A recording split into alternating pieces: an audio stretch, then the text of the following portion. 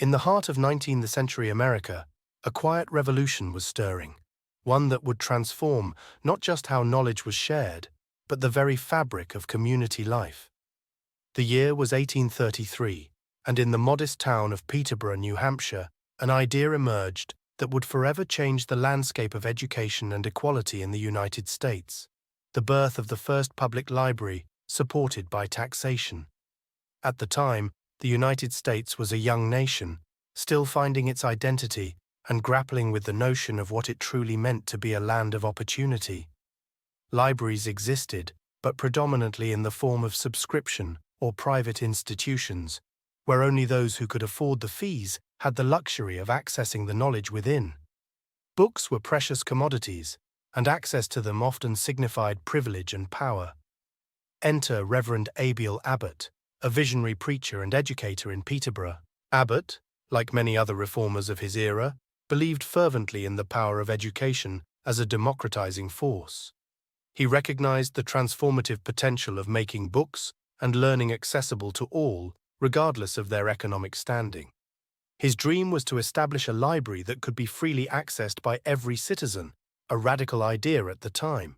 His vision took root in a town meeting, a quintessential expression of New England's tradition of communal decision-making.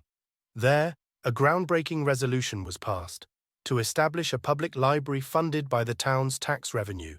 It was a visionary move, one that would set a precedent and light a path for other communities to follow. The decision was not without its challenges. Some questioned the practicality and necessity of spending public funds on a library, but for Abbott and his supporters, the library was not merely a repository of books. It was a living, breathing institution that promised to enrich the minds and lives of every resident. The belief was simple, yet profound. Access to knowledge should be a right, not a privilege. With funding secured, the Peterborough Library began its humble journey. It started with a modest collection of books, carefully curated and eagerly read by townsfolk who visited this new haven of learning. As word spread, the library became a vital hub of community activity, fostering a culture of learning and dialogue. The ripple effect of the Peterborough model was felt far beyond this small New Hampshire town. Other communities began to adopt this novel approach, leading to the expansion of the public library system across the nation. What began as a small, hopeful experiment became a cornerstone of public education and equity in the United States. The legacy of the first tax-supported public library stretches into our present day, a testament to the enduring power of communal vision and democratic action. It reminds us that the fight for equitable access to knowledge is as relevant now as it was nearly 2 centuries ago. So, next time you step into a public library, remember the bold spirit of Peterborough. It's an institution built on the belief in the shared ownership of knowledge and the timeless value of education for all.